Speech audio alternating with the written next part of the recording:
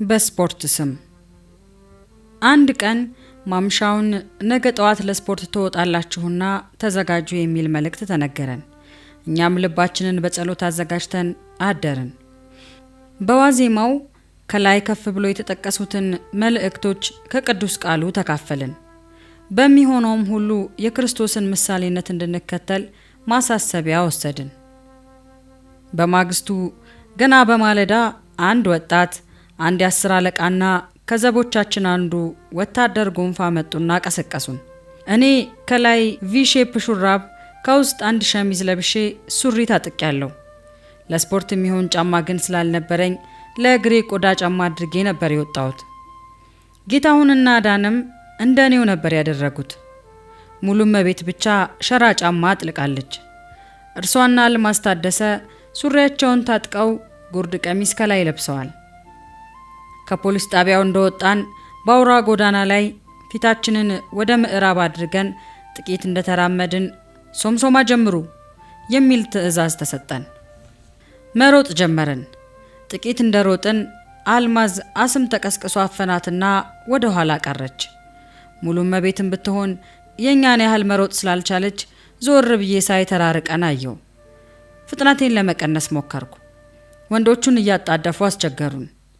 እንደምንም ኳስ ሜዳ ደረስን። በከፍተኛ ሁለተኛ ደረጃ ትምህርት ቤት ፊት ለፊት ከፖሊስ መምሪያው ጎን የነበረውና ቆይቶ የፓርቲ ጽሕፈት ቤት የተሰራበት ሜዳ ማታ ከወረደው ኃይለኛ ዝናብ የተነሳ ጨቅይቷል።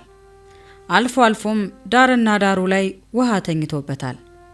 እዚያ እንደደረስን ጫማዬ ጭቃ ተሸክሞ አላንቀሳቀስ አለኝና አውልቄው በካልሲ ብቻ ለጥቂት ጊዜ ቀጠልኩ። ካልሲውም በጥቂት ደቂቃዎች ውስጥ ጭቃ ሰበሰበና ለየት ያለ ጫማ መሰለ። በዚህ ሜዳ ላይ ሰሞኑን ሌላ ድራማ ሲታይበት ቆይቷል። የቀበሌ 05 ወገኖቻችን ተረግጠውበታል፣ በጭቃው ተለውሰውበታል።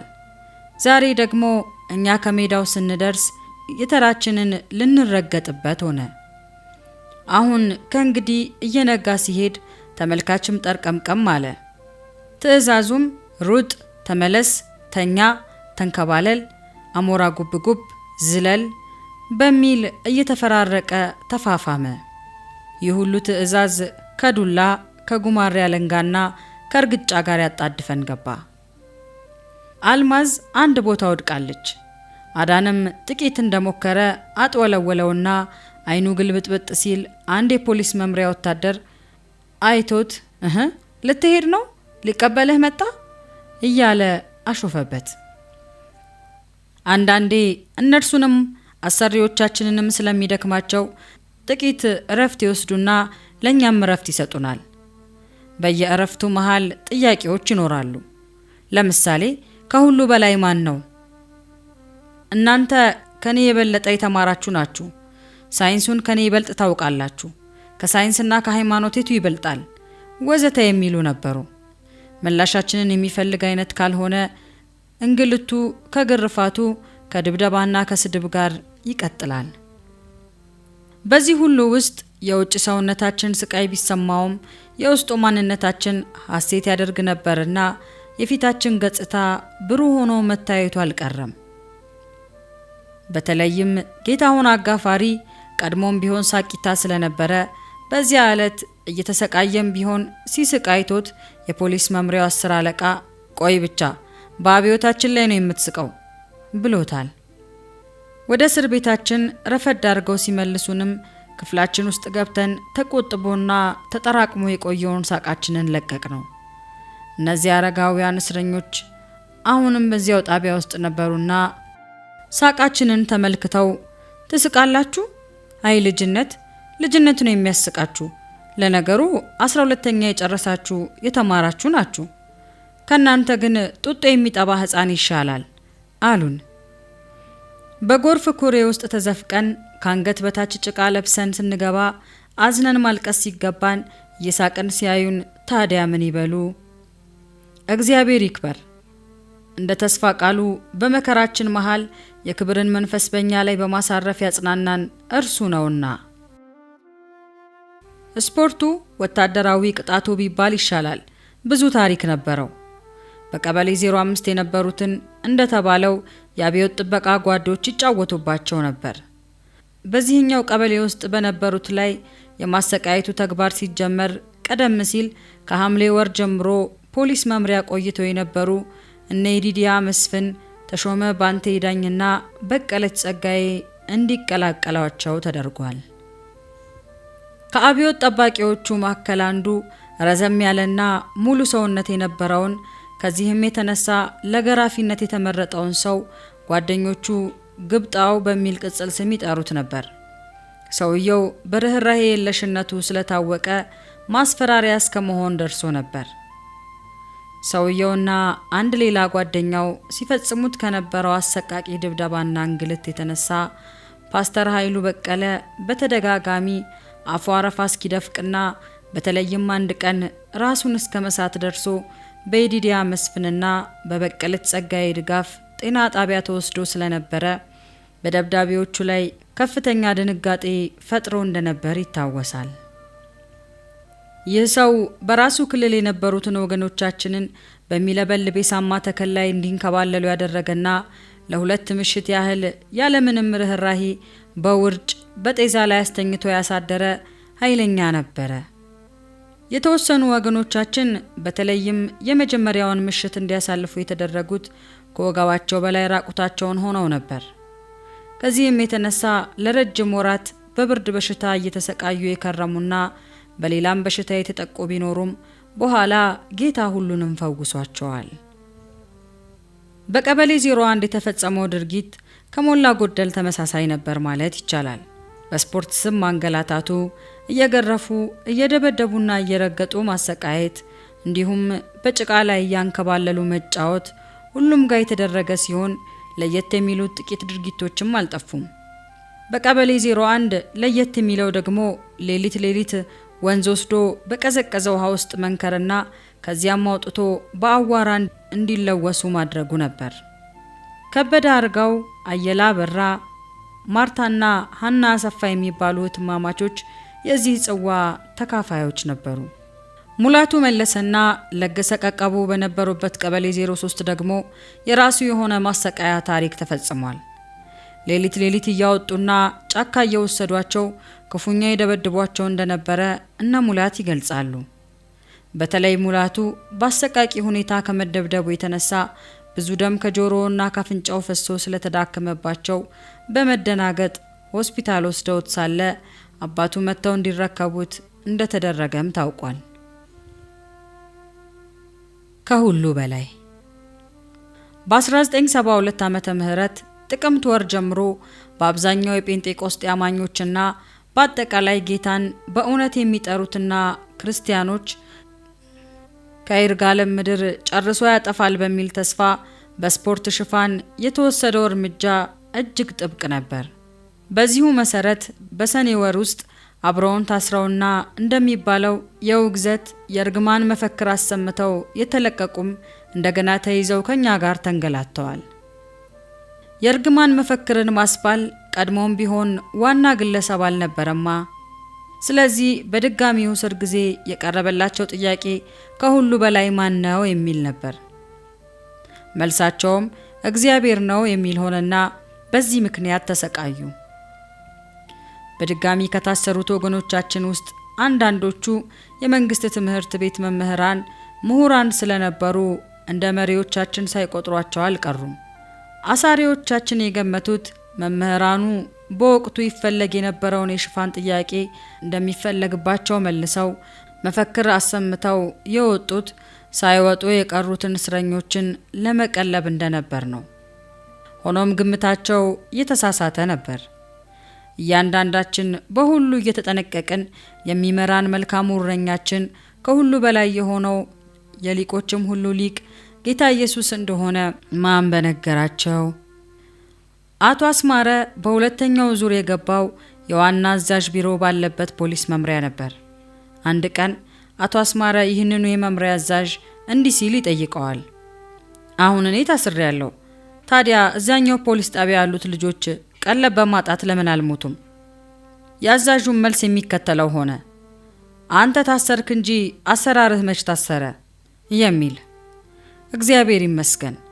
የእግዚአብሔር ሰው በስጋው ቢታሰር እግዚአብሔር አይታሰር። ከከተማይቱ ውስጥ የክርስቶስን ምስክርነት ጨርሶ ለማጥፋት ዘመቻው የተካሄደው በሁሉም መስክ ነበር። ለምሳሌ 12ኛ ክፍልን አጠናቀው የነበሩ ክርስቲያን ተማሪዎች ትራንስክሪፕቶቻቸውን፣ የትምህርት ማስረጃዎቻቸውን ለማግኘት የነበረባቸው ፈተና ቀላል አልነበረም። ተማሪዎቹ ውጤታቸውን ለመቀበል ትምህርት ቤት ሲሄዱ በቃላትም በእጅም ጥፊ የመቅመስ ዕጣ ገጥሟቸዋል።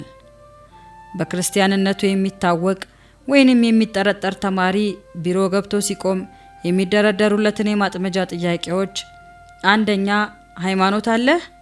ሁለተኛ መጤ ነህ ወይንም ጴንጤ ነህ? ሶስተኛ ከሁሉ በላይ ማን ነው? አራተኛ ሰማይን ምድርን ማን ፈጠረ? የጥያቄዎቹ እድገት ከቀላል ወደ ከባድ እንደነበረ ልብ ይለዋል።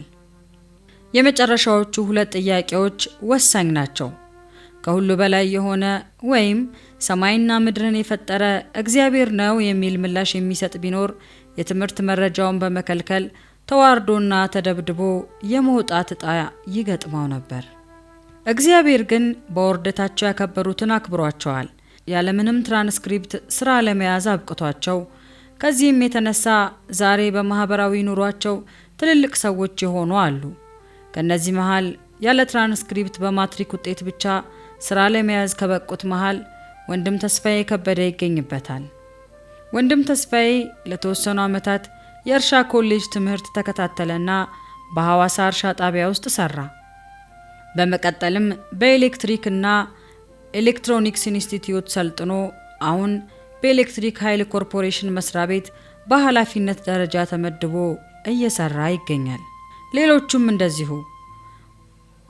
ወይዘሮ ጀማነሽና ወይዘሮ አልማዝ ልሳነ ወርቅ የሚባሉት እህትማማቾች የመሳሰሉ ከዚያን ጊዜ ጀምሮ እስከ ዛሬ ድረስ በመንግስትና በግል ድርጅቶች ውስጥ በሙያቸው እየሰሩ ይገኛሉ። ዳዊት ጎለመስኩ፣ አረጀው፣ ጻዲቅ ሲጣል ዘሩም እህል ሲለምን አላየውም ያለው ቃል እውነት ነው። መዝሙር ምዕራፍ 37 ቁጥር 25። እግዚአብሔር በሰልፍ ጊዜ ከሰይፍ እጅ፣ በራብ ጊዜ ከሞት አድኗቸው በነፍሳቸውም በስጋቸውም ሕያዋን ሆነው ለጌታ ክብርና ምስክርነት የቆሙትን ብዙ ወገኖቻችንን በዓይናችን ስናይ ልባችን ደስታን፣ አፋችን ደግሞ ምስጋናን ይሞላል። አሁንስ ከሁሉ በላይ ማን ነው? ጊዜው ባያጥር ኖሮ። በዚያ ወራት እግዚአብሔር ከፈጠረው ከፍጥረት መጀመሪያ ጀምሮ እስካሁን ድረስ ያልሆነ ደግሞም የማይሆን የመከራ አይነት ይሆናልና ጌታ ወራቶቹን ባያሳጥር ስጋ የለበሰ ሁሉ ባልዳንም፣ ነገር ግን ስለመረጣቸው ምርጦች ወራቶቹን አሳጠረ። የማርቆስ ወንጌል ምዕራፍ 13 ከቁጥር 19 እስከ 20። እግዚአብሔር ሩህሩህ አባት ነው። እኛም ያልጠፋነው ከእርሱ ምሕረት የተነሳ ነው። ርኅራኄው አያልቅምና ሰይጣን ያለ ርኅራኄ አሳደደን፣ ጌታ ግን በፍቅሩ ታደገን። የነፍሳችንን መቃተት ሰምቶ ደረሰልን፣ የመከራችንን ወራት አሳጠረልን። የስፖርት ቅጣት። የስፖርት ቅጣት እኔ በነበርኩበት የቀበሌ 07 ፖሊስ ጣቢያ ሱሪ አጥፎ እጆችን ወደ ግራና ወደ ቀኝ ዘርግቶ መኪና በሚሄድበት ኮሮኮንች የድንጋይ ጠጠር መንገድ ላይ በእንብርክክ መሄድንና መንከባለልን ያጠቃለለ ነበር። ይህም ልምምድ ከቀድሞ ኳስ ሜዳ አንስቶ እስከ አራዳ የለኩ መገንጠያ መንገድ ባለው አውራ ጎዳና ላይ ተካሂዷል። ስለዚህ ባለመኪናዎች ሞተራቸውን ቀዝቀዝ እያደረጉ በዝግታ እያዩን አልፈዋል። እግረኞችም እንደ ጉድ ተመልክተውናል። ለአንዳንዶች ትዕይንቱ ዘግናኝ ነበር፣ ሌሎቹም ዘብተውብናል። አንዲት ሴት ደግሞ ተገርመው የነዚህስ ቄሳቸው ኃይለኛ ነው ማለታቸው ይታወሳል። እውነታቸውን ነበር። ሊቀ ካህናታችን ክርስቶስ መከራችንን በመስቀል ላይ ታግሶ በመሸከም ኃይለኝነቱን አስመስክሯልና። ቅጣቱ በእኛ ቀበሌ ከ3 ቀን የበለጠ ጊዜ አልወሰደም። ከነዚህ ቀናት በአንደኛው በኳስ ሜዳ ላይ አሞራ ጉብ ጉብ ቁጥጥ ብዬ እየዘለልኩ ሳለው የቀኝ እግሬ ቅልጥሜ አካባቢ የተወረወረ ድንጋይ የተመታ መሰለኝ። የእግሬ ጡንቻ ላይ የተሰማኝ የኃይለኛ ምት ስሜት ነበር። ከዚያች ደቂቃ ጀምሮ መንቀሳቀስ ስለተሳነኝ ወደቅኩ። አንደኛው የአብዮት ጠባቂ ተነስ አለኝ። እግሬ ተሰብሯል፣ አልችልም አልኩት። እንክት ይበል ተነስ አለኝ። እንክት ብሏል እኮ አልኩት። ከዚያ በኋላ ትንሽ ገራረፈኝና እንግልቱ አብቅቶ ወደ ጣቢያችን ሌሎች ቀድመውኝ እኔ ከሩቅ እያነከስኩ ተመልሰን ገባን። በኋላ የአብዮት ጠባቂዎቹ ስትራፖ ይዞሃል ብለውኛል። በእኛ ቀበሌ 3ኛ ቀን ለስፖርቱ የመጨረሻው ሆነ። የጉልበት ስራው ግን ቀጠለ። እኔም በመታሻ እየታሸው የእግሬ ህመም ከቀናት በኋላ ቀስ በቀስ ለቀቀኝ። በቀበሌ 05 የነበሩትን ግን ለ12 ቀን ያህል አልፍተዋቸዋል። ከሌሎች ስፍራዎች ይልቅ መከራው ተጠናክሮ የተራዘመው እነርሱ ጋር ነበር ማለት ይቻላል። ጫካ እየወረዱ በየገደሉ ላይ ቁልቁል እያንከባለሏቸው ነበር የተጫወቱባቸው። ከዚህ ሁሉ ጋር ዱላውና እርግጫው ርህራሄ የማይታይበትና ፋታ የማይሰጥ ነበር። ከኃይሉ በቀለ ሌላ ምንትዋ ባረሩ ከድብደባ ብዛት የተነሳ ራሷን ስታስታጓራ አስደንጋጭ ሁኔታ ተፈጥሮ ነበር። ማርታና ወርቅነሽም ከስቃዩ ጥንካሬና አሰቃቂነት የተነሳ ሞታቸውን የተመኙበት ቀን እንደነበር ይናገራሉ። ፓስተር ተሾመ የውስጥ እግሩን በአጣናና በጉማሬ አለንጋ እያፈራረቁ ሲቀጠቅጡት ኢየሱስ ኢየሱስ እያለ በልቡ እየተጣራ ያችን ከባድ ሰዓት እንዳሳለፈ ይናገራል። በዚህ ሁሉ ላይ የቀናት ራብና ጥም እየታከለ መከራቸውን አክብዶት ነበር። የሆነው ሆኖ የደብዳቤዎች ክንዳቸው ዛለ። በጭካኔያቸውም መሃል የኢየሱስ ብርታቱ ታየ። ለወዳጆቹ መከራን የሚታገሱበትን ጸጋ አብዝቶ ሰጥቷልና። የወቅቱም ጦርነት በኢየሱስ አሸናፊነት ተፈጸመ። በቀበሌ 05ም ላይ የስፖርት ቅጣት አበቃ። የመጨረሻው ትንቅንቅ የተካሄደው በአራዳ በቀበሌ 08 በወንድማችን ከበደ አርጋው ላይ ነበር። ከበደ በቀበሌ 0 ስለጠነከረባቸው ነበር ወደ ቀበሌ 08 የወሰዱት። ለምን ቢባል ወደዚህኛው ቀበሌ ቀደም ሲል የተላኩት ከስቃዩ ብዛት የተነሳ የተጠየቁትን ሁሉ እየፈጸሙላቸው ስለተለቀቁ ያ ቀበሌ ተመስግኖ ነበር ይባላል። ስለዚህ እነዚያ ከተለቀቁ በኋላ አሳሪዎቻችን እኛንም ወደዚያው ለማዘዋወር እንዳሰቡ ሰማን። እኛም ከተወሰድን በዚያው ለመሞት ቁርጥ ውሳኔ ያደረግን።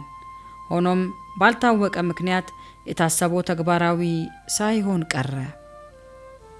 በመጀመሪያ አራዳ ከተላኩት የቀሩትን ሲፈቱ መምህር አዲሴ ቀልብሰውና የዲዲያ መስፍን ወደኛ እንዲመለሱ ተደርጓል።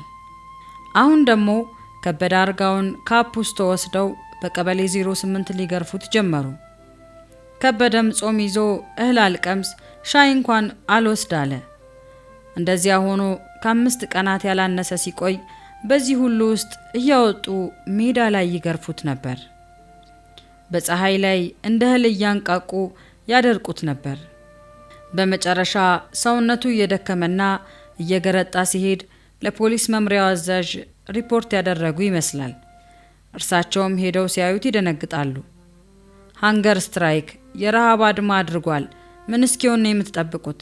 ለመሆኑ ማን ነው የሚገርፈው? ብለው ሲጠይቋቸው አንድ ጡረተኛና ፈቃደኛ የ50 አለቃን ያመለክቷቸዋል። እርሱንም በቁጣ ስሜት ማናዘዘህና ነው ይህንን የምትሰራው? ሁለተኛ እዚህ እንዳትረግጥ በማለት አስጠነቀቁት። ወደ ጣቢያ ሰራተኞቹን በመዞር ለመሆኑ እናንተ ለዚህ አንሳችሁ ነው እርሱን የምታሰሩት? የሚል ወቀሳ ሰነዘሩባቸው። በኋላ ከበደን ወደ ፖሊስ መምሪያው አስወሰዱት።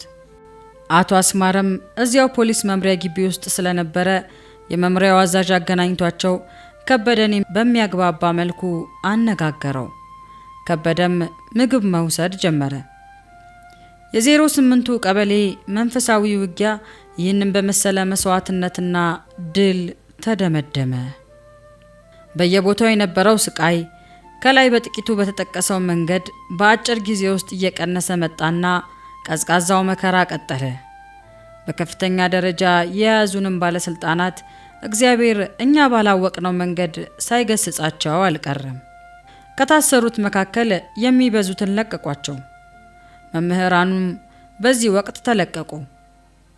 በእኛም በቀረነው ላይ የነበረው ተጽዕኖ ቀለል እያለ መጣ። አዎን፣ ጌታ የመከራችንን ቀናት አሳጠረልን። ይህ ባይሆን ኖሮ ምናልባት ከደረሰብንም በላይ የሚከብድና የሚከፋ ጉዳት ሊደርስ ይችል ነበር።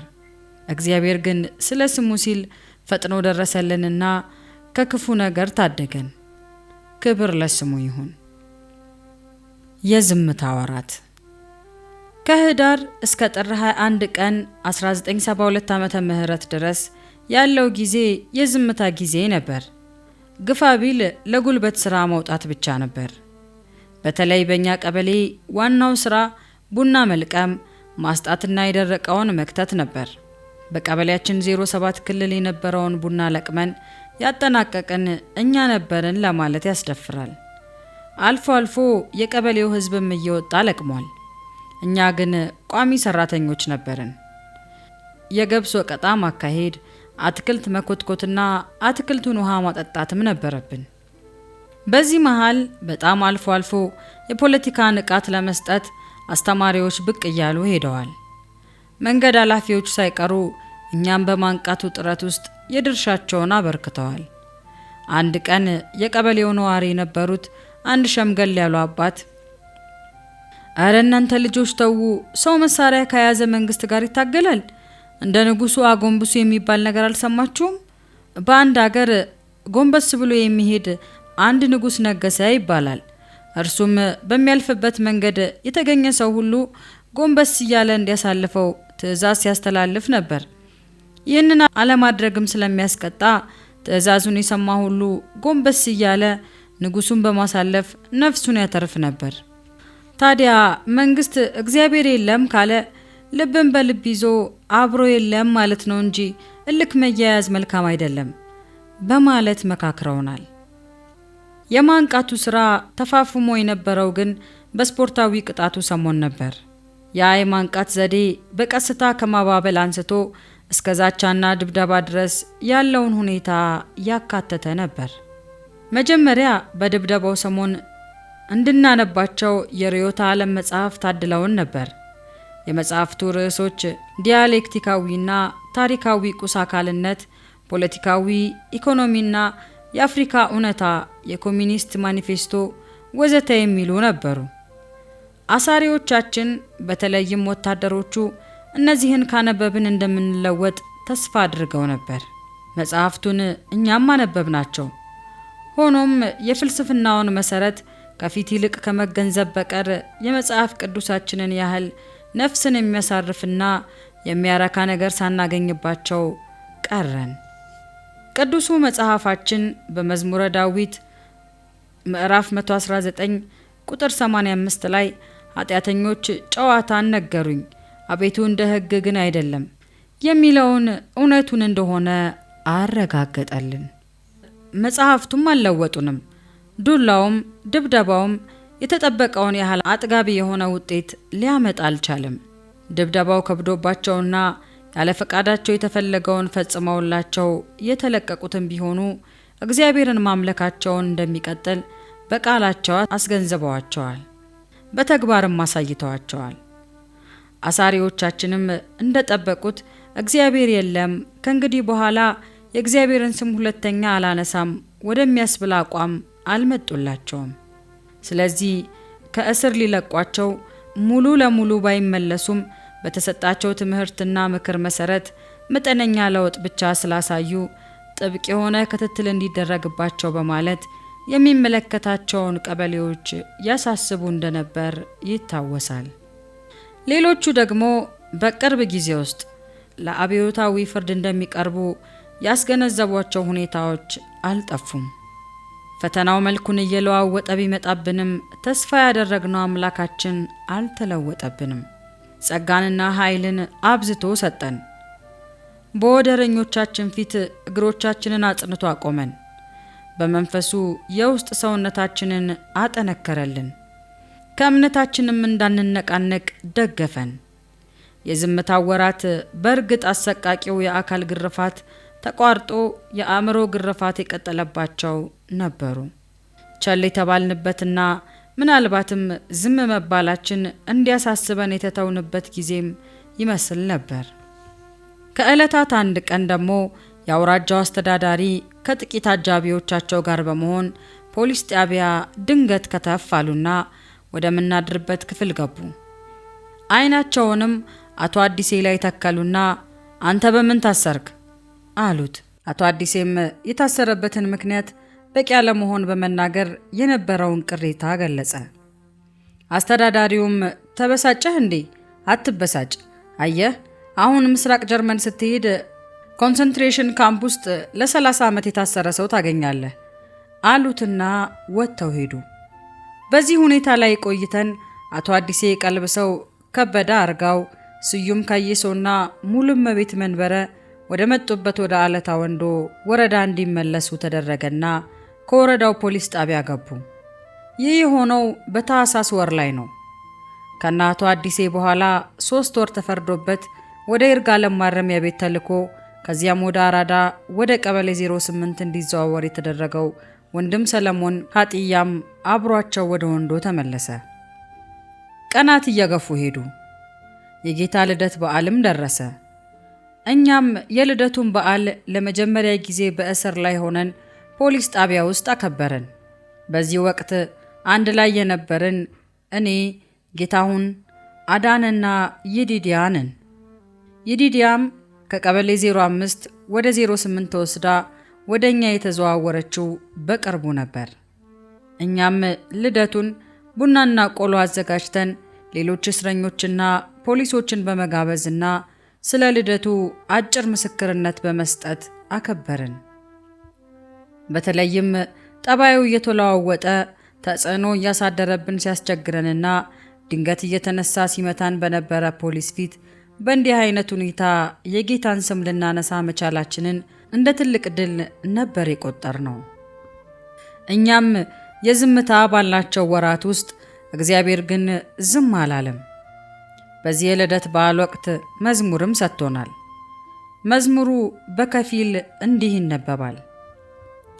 የምስራች አማኑኤል ተወልዶልናልና እግዚአብሔር ከኛ ጋር ለዘላለም ሆኗልና ሸለቆም ቢሆን ተራራ በያለንበት መከራ አማኑኤል መከታችን አብሮ አለ ከሁላችን። የምስራች ተወልዶልናልና እግዚአብሔር ከኛ ጋር በየስፍራው ሆኗልና። የወይኒው እስራት መኖ ወዳለበት በቀበሌና በፖሊስ ጣቢያ በተለይም እኔ አዳነና ጌታሁን 7 ወር እንደታሰርን ለአውራጃው አስተዳደር ጽሕፈት ቤት የደረሰብንንና ያለንበትን ሁኔታ ገልጸን ለችግራችን መፍትሄ በመጠየቅ አቤቱታ ጻፍን። የጻፍነው ይዲዲያ መስፍንን ጨምረን 4 በመሆን ነበር። የአቤቱታችንን ቅጂ እነ ፓስተር ተሾመ ወርቆ ወዳሉበት ቀበሌ 05 ልከን ከእነርሱ የተሰጠንን አስተያየትን በመጠቀም አርመን አዘጋጀ ነው። ከዚያም የአዳና አለማየሁን እናት ከአለታ ወንዶ አስጠርተን በእርሳቸው እጅ ላክን። እርሳቸውም እንደሄዱ የአውራጃውን ዋና አስተዳዳሪ አግኝተው ከሰጧቸውም በኋላ የሐዘኔታ መልክ አሳይተዋቸው ማመልከቻውን ለምክትል አስተዳዳሪው አስተላልፈዋል ተባለ። በዚያው ሰሞን የአውራጃው ምክትል አስተዳዳሪ የአውራጃውን ፖሊስ አዛዥና አንድ ካድሬ አስከትለው ወደ ነበርንበት ፖሊስ ጣቢያ ድንገት ከተፍ አሉ። ምክትል አስተዳዳሪውም የታሉ የሃይማኖት እስረኞች የሚባሉት እያሉ ወደኛ ቀረቡ። እኔ አዳንና ጌታሁን በፖሊስ ጣቢያው የምናድርበት ክፍል ግድግዳ ተደግፈን ከውጪ ቆመናል። ይዲዲያም በክፍሏ ውስጥ ነበረች። ሰውየውን እኛ ነን አልናቸው። መኖ ወዳለበት ትላካላችሁ። 100 አለቃ ያንን ደብዳቤ የጻፉ እነዚህ ሳይሆኑ አይቀሩምና አሉና ሰፊው ሕዝብ እስኪነቃ ድረስ የትም ብንጽፍ ማንም እንደማይፈታን ገልጠው በቅርቡም ወህኒ እንደምንላክ ጨምረው ተናገሩና ወጥተው ሄዱ። በዚሁ መሰረት ጥር 22 ቀን 1972 ዓመተ ምህረት በዕለተ ሐሙስ ወደ ማረሚያ ቤት እንድንዘዋወር ሆነ። በዕለቱም የተላክነው በቀበሌ 05 ከቆዩት ጋር ቁጥራችን 11 ነበር። የስም ዝርዝራችንም የሚከተለው ነበር: ተሾመ ወርቁ፣ ኃይሉ በቀለ፣ አዳና አለማየሁ፣ ጌታሁን አጋፋሪ፣ ተስፋዬ ጋቢሶ፣ መቆየቴ ከበደ፣ ማርታ ጋዲሶ፣ ወርቅነሽ ይመር፣ ይዲዲያ መስፍን፣ ምንትዋብ አረሩ፣ ገብሬ አጃና የውሃ ምስክር። እኛም ዕቃችንን በጋሪ አስጭነን ወደ ማረሚያ ቤቱ አመራን። እንደደረስንም ዕቃችን እየተፈተሸ በየኪሳችን የተገኘ ገንዘብ ጥቂትም ቢሆን እየተመዘገበ በማረሚያ ቤቱ ጸሐፊ ተያዘ። ሲያስፈልገን እየመጣን ከገንዘቡ ጥቂት እየቀናነስን በመውሰድ መጠቀም እንደምንችልም ተገለጸልን። የስማችንና የገንዘባችን ምዝገባ እንዳበቃ ከፖሊስ መምሪያው ተመድቦ ያመጣን ፖሊስ ተመልሶ ሲሄድ እኛ ወደ ወህኒው ውስጠኛ ክፍል የእስረኞች ክልል እንድንገባ ተደረገ። እንደገባን ብዙ እስረኞች አየን። አንዳንዱ የምናውቀው ሲሆን በአብዛኛው የማናውቀው ነበር። በነፍስ ግድያ፣ በሌብነት፣ በድብደባ፣ መብት በመድፈር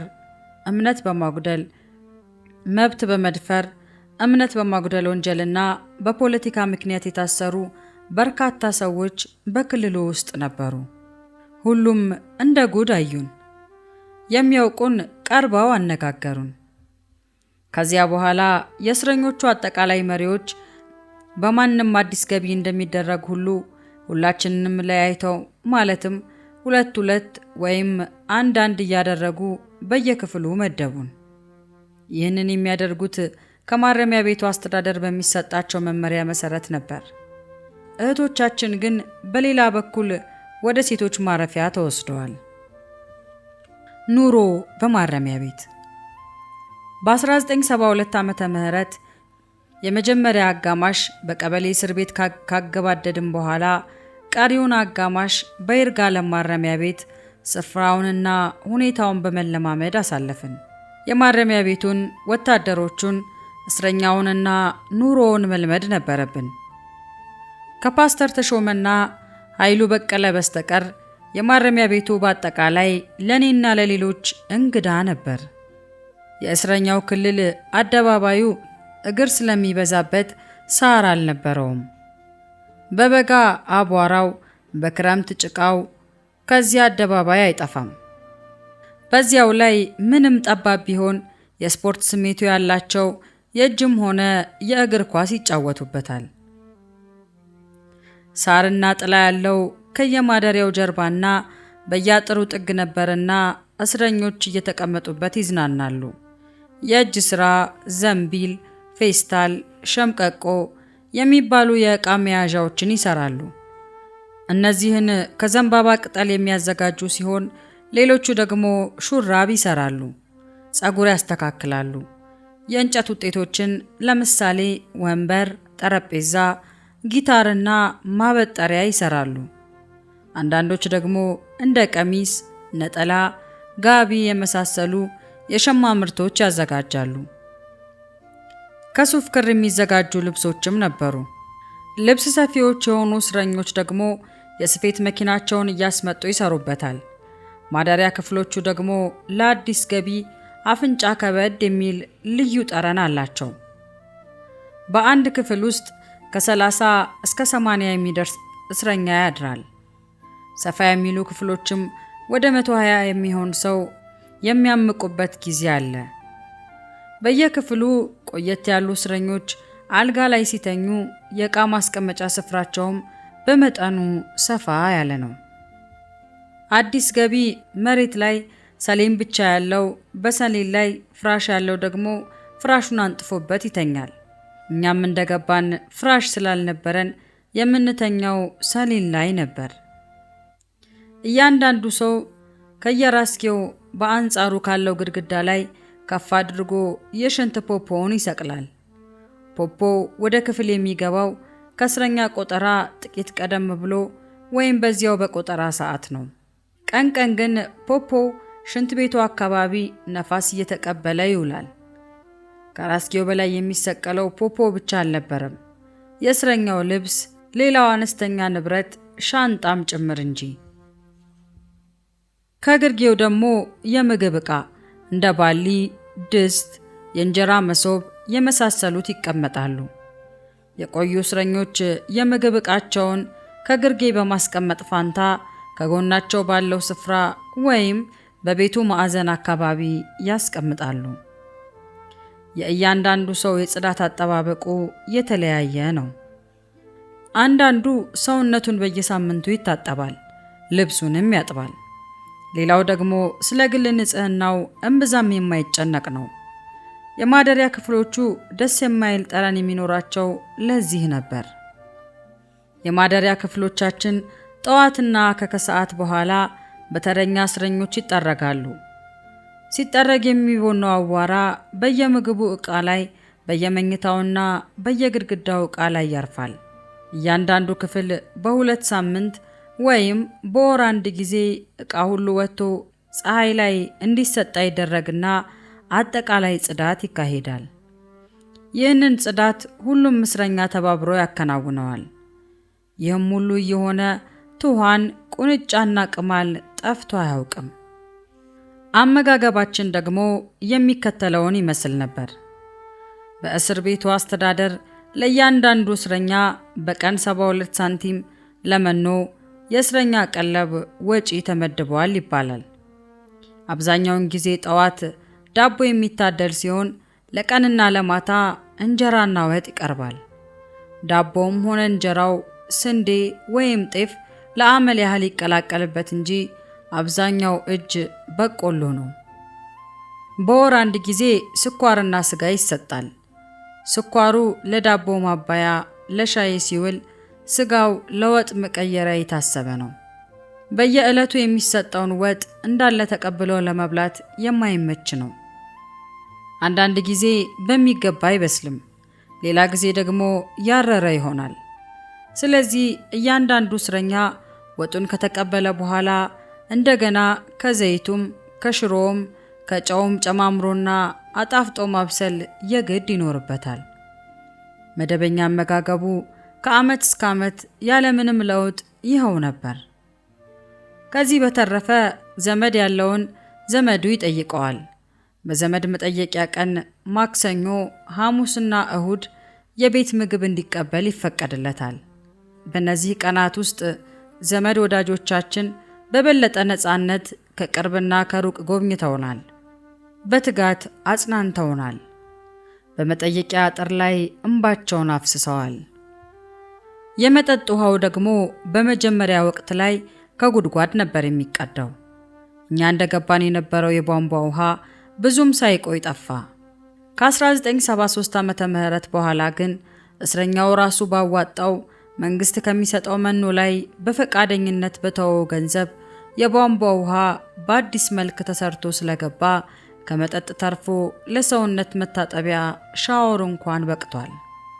ሕክምና በሳምንት 1 ቀን ወይም 2 ቀን ይፈቀዳል። ይኸውም ተመዝግቦና ወረፋ ተጠብቆ ተራው የደረሰለት ሰው ወደ ጤና ጣቢያ ወይም ሆስፒታል ይላካል ማለት ነው። ከእስረኞች መካከል የሚመረጡት የጤና ተጠሪዎች አንዳንዴ ችግር ይፈጥራሉ። አድሎ በማድረግ ጓደኞቻቸውን ያውም ያልታመሙትን በማስወጣት የታመሙትን ግን በማስቀረት የሚበድሉበት ጊዜ ነበር። ሐኪም ቤት ለመላክ ብቻ እጅ መንሻ የሚቀበሉም አልፎ አልፎ አልታጡም። ያ ብቻ አይደለም። በዕለቱ ህመምተኞችን ሐኪም ቤት ይዞ እንዲሄድ በእስረኛው አስተዳደር የጸጥታ ክፍል የሚመደበው ወታደርም ቢሆን የሚጠላውን በሽተኛ ትቶ ይሄዳል። እኛን በሃይማኖት ጉዳይ የታሰርነውን የሚጠሉ ወታደሮች ታመን ወጥተን ብዙ ጊዜ ከሐኪም ቤት አስቀርተውናል። ከሐኪም ቤት ሲመለሱ መጠጥ የማይጋብዛቸውን ህመምተኛ ይዘው መሄድን አይወዱም ነበር። በእርግጥ ብዙዎቻችን የሚበዛው በሽታ ያገኘን ከታሰርም በኋላ ነው። የአሜባ፣ የጨጓራ፣ የብርድ፣ የአይን፣ የኪንታሮት ወዘተ ህመም ያገኘን እዚያው እስር ቤት ውስጥ እያለን ነበር። በህመም ምክንያት እንድንሞት የሚመኙ ወታደሮችም አልታጡም ነበር። ለምን ድብን አይልም ራሱን በገዛ እጁ አስሮ እያሉ እኛን ጥለው ሌሎችን እያያዙ ሐኪም ቤት የመሄድ ሁኔታዎች ነበሩ። ጌታ ምህረቱን ይስጣቸው። ይህ ማለት ግን የሚራሩልን ወታደሮች አልነበሩም ማለት አይደለም። በዚህም ሆነ በዚያ እግዚአብሔር ታላቅ ጥንቃቄ ስላደረገልን ከበሽታ የተነሳ አንዳችንም ሳንሞት ከእስር ቤት በደህና እንድንወጣ ረድቶናልና ስሙ የተመሰገነ ይሁን። የማረሚያ ቤቱ ግን ከቀበሌ የሚለይባቸው መልካም ገጽታዎች እንደነበሩት አይካድም። አስተዳደሩ በመጠኑም ቢሆን ሕጋዊ አሰራር እንደሚከተል አይተናል። በቀበሌ እስር ቤት ማንም ተራ ሰው እስከ እስረኛው ዘልቆ በመግባት መጨቃጨቅና መሰዳደብ ይችል ነበር። የማረሚያ ቤት ግን አሳሪው ባለስልጣን ራሱ ወይም እርሱ የላካቸው ሰዎች ካልሆኑ በቀር አስጠርቶ ወይም ወደ ማረፊያችን ገብቶ ማንም ሊያናግረን አይችልም ነበር። ሌላው የማረሚያ ቤቱ ብልጫ ሰፋ ያለ እስር ቤት እንደመሆኑ መጠን በእስረኛው ክልል ውስጥ ለመንሸራሸርና ነፋስ ለመቀበል መቻሉ ነው። የእስረኛ ክፍሎች ከጠዋት 1 ሰዓት ተኩል ጀምሮ ይከፈታሉ። ከዚያ በኋላ እስከ ቀኑ 11 ሰዓት ተኩል፣ አንዳንድ ጊዜም እንደ ተረኛው ዘብ ኃላፊ ደግነት እስከ ቀኑ 12 ሰዓት ተኩል አይዘጋም። በቀበሌ እስር ቤት ግን ማንም የቀበሌ ዘበኛ ክፍሎቹን እንደፈለገው ከፍቶ ወይም ዘግቶ ያውለን ነበር። የተወሰነ ስርዓት አልነበረውም። እኛ ስንገባ የነበሩት የማረሚያ ቤቱ ኃላፊ ሻምበል አበበ ሀደሩ በአስተዳደር ተሰጧቸው የሚደነቁ ነበሩ። በጊዜው የነበሩ የፖለቲካ እስረኞች ጭምር ሲወዷቸውና ሲያደንቋቸው አይተናል። ስራ ወዳድ እንደመሆናቸው መጠን እስረኛውን በመጠቀም የማረሚያ ቤቱን ጓሮ በሚያስመሰግን ሁኔታ አልምተውት ነበር። እስረኛው አልወጣ ብሎ ሲያስቸግር ደግሞ ራሳቸው ገብተው በመቀስቀስ አስወጥተው አንዳንድ ጊዜም ዶማ በመያዝ እንደ መቆፈር እያደረጉ ሞራል በመስጠት ያሰሩ ነበር። በዚህ መልኩ በቡና ተክል፣ በቦሎቄና በበቆሎ ምርት ስራ የማረሚያ ቤቱንም ሆነ የራሳቸውን ስም በመልካም አስጠርተዋል። የሻምበል ባሻ እስጢፋኖስ ድምጻቸው የማይሰማ የማረሚያ ቤቱ ምክትል አስተዳዳሪ ነበሩ። እርሳቸውም ከሻምበል አበበ ቀደም ብለው ተዛወሩና ሌላ ቦታ ሄዱ። ሌሎቹ ወታደሮች ሁኔታቸው የተለያየ ነበር። አንዳንዶቹ ደጎች ሲሆኑ፣ የሚበዙት ግን እጅግ ከፉብን። የመረረ ጥላቻቸውን በግብር ይገልጡ ነበር። ሊጠይቁን የሚመጡትን ዘመዶቻችንን እየሰደቡ በማዋረድ እኛንም በእነርሱ ፊት በመሳደብና በመገፈታተር እንደ ልብ ተጫውተን ናፍቆታችንን እንዳንወጣ በመከላከልና ስንቃችንን ከሌላው እስረኛ ስንቅ በተለየ ሁኔታ በመፈተሽ አንዳንዴም ያለ ምክንያት በመማታት በተለየ ሁኔታ በመፈተሽ አስቀድሞ እንደተጠቀሰው በሕክምና ጉዞ ቀን እኛን በማስቀረት ሰርተን ወደ ውጪ በምንልከው የእጅ ስራ ዕቃችን ላይ ቀረጥ በማብዛትና በመሳሰለው ሊያበሳጩን ብዙ ጣሩ። ሆኖም ጌታ ካበዛልን ጸጋ የተነሳ ታገስን። እነርሱ ደከሙ፣ እኛ ግን በአምላካችን ጸናን። በገባን ጊዜ በእስረኞች መሃል የሚታዩት የፖለቲካ እስረኞች ከነበረው እስረኛ ሁሉ ይልቅ የተማሩ ስለነበሩ በማረሚያ ቤቱ ጠቅላላ እንቅስቃሴ ላይ ከፍ ያለ አስተዋጽኦ ነበራቸው። በእስረኛ አስተዳደር ቢሮ የጽሕፈት እርዳታ በመስጠት ለአስተዳደሩ ምክር በመለገስና በተማረ ሰው ሊሰሩ የሚችሉ ስራዎችን በማከናወን ብዙውን ነገር ይቆጣጠሩ ነበር። ከእስረኞቹ አንዳንዶቹ ጉዳያቸው በፍርድ ቤት እየታየላቸው በቀጠሮ የቆዩ፣ ሌሎች ተፈርዶባቸው የተቀመጡ ሲሆኑ የተወሰኑቱ ደግሞ እንደኛው ፍርድ ቤት ሳያውቃቸው ያለ ውሳኔ ቀናቸውን የሚቆጥሩ ነበሩ። እኛን በሚመለከትም የሚበዙቱ እስረኞች ግድ አልነበራቸውም። አንዳንዶቹ ግን የሐሰት ወሬ በማሰራጨት ሊያሳጡንና ከማረሚያ ቤቱ አስተዳደር ጋር ሊያጋጩን፣ እስረኞች እንዲጠሉንና በክፉ እንዲነሳሱብን ለማድረግም የተቻላቸውን ሁሉ ጥረዋል። በዚያው አንጻር ደግሞ ቁጥራቸው ጥቂት ቢሆንም የሚያዝኑልንና የሚወዱን ሰላማዊ እስረኞችም አልታጡም። ተጨማሪ ሁነቶች። ዓመቱ ከማለቁ በፊት የተፈጸሙ 2 አበይት ነገሮች አሉ። አንደኛው በ4/9/72 ዓመተ ምህረት ወደ አውራጃው አስተዳደር ቢሮ ተጠርተን የመጠየቃችን ጉዳይ ነበር። የተጠራነው እንድንፈታ ነበር ተብሏል። የመፈቻ ወረቀት ሁሉ ተጽፎና ተፈርሞበት እንደተዘጋጀም ሰምተናል። ሆኖም በጣም ቀላል በሚመስል ምክንያት ሁኔታው ተሰነካከለና ተመልሰን ከማረሚያ ቤቱ ገባን። የእግዚአብሔር ጊዜ ስላልደረሰ መመለሳችንን ግን አወቅነው። ሁኔታውም የሚከተለውን ይመስል ነበር። ከፍ ብሎ ከላይ በተጠቀሰው ዕለት ወደ ሲዳማ አውራጃ አስተዳደር ቢሮ ስንገባ በክፍል ውስጥ የነበሩ ዋና አስተዳዳሪ እኛ ከገባም በኋላ ምክትል አስተዳዳሪ የነበሩትን አቶ ጀንበሩ ተካንና አንዳንድ የቀበሌ ሊቃነ መናብርትን በስልክ ሲፈልጓቸው አይተናል። ሆኖም ማንም ሳይመጣላቸው ቀረ። ብቻቸውን ለመወሰንና ለመልቀቅ ማመንታት የያዛቸውም ይመስሉ ነበር። በዚህ መካከል እያንዳንዳችንን እያነጋገሩ እየመረመሩን ቆዩ። ጥቂት እንደቆየን የማረሚያ ቤቱ ዋና አዛዥ ሻምበል አበበ ዘግይተው ገቡና ከአውራጃው አስተዳዳሪ ጎን ተቀመጡ። በዕለቱ ወደ አስተዳደር ቢሮ የመጣን የእምነት ጉዳይ እስረኞች ብቻ አልነበርንም። በፖለቲካ ጉዳይ ከታሰሩትም ጥቂቶች መጥተዋል። ከእነርሱም መካከል አቶ ሙሉጌታ አፖሎ በሚባል ቅጽል ስም የሚጠሩት ባለ ታክሲ ይገኛል። የአውራጃው አስተዳዳሪ እኛን በጥሞና አነጋግረው ሲያበቁ አቶ ሙሉጌታን አንተ ደግሞ ጴንጤ ነህ እንዴ አሉት። እርሱም መለሰና ኧረ እኔ ጴንጤ አይደለሁም አለና ግራ እጁን አንስቶ ያልተጠየቀውን መፈክር ደረደረ። እናንተስ መፈክር አታሰሙም አሉን ዋናው አስተዳዳሪ ወደኛ ተመልሰው። እስቲ እጃችሁን አንሱ አሉን። ግራ እጅ ማለታቸው ነበር። ከመካከላችን አቶ ገብሬ አጃና 2 እጁን ወደ ላይ ዘረጋ። ሌላ ምንም አልተናገርም፣ አልተጠየቀም።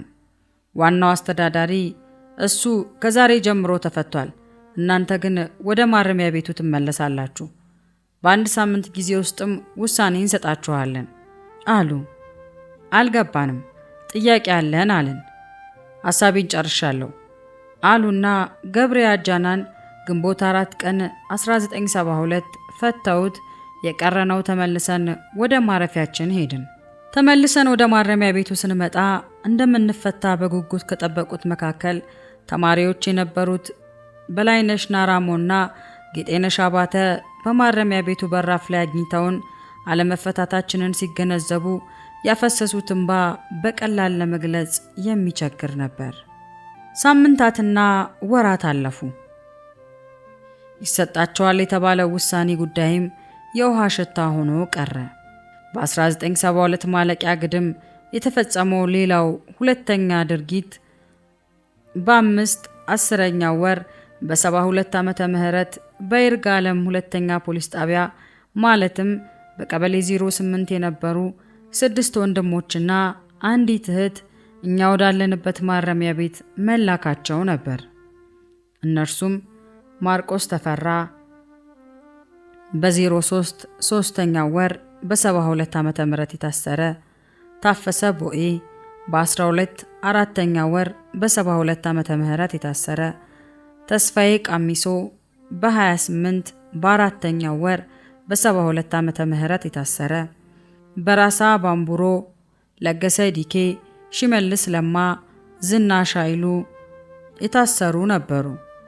አሁን ቁጥራችን ወደ 17 ደረሰ ማለት ነው። ወንድሞች 11፣ እህቶች 6።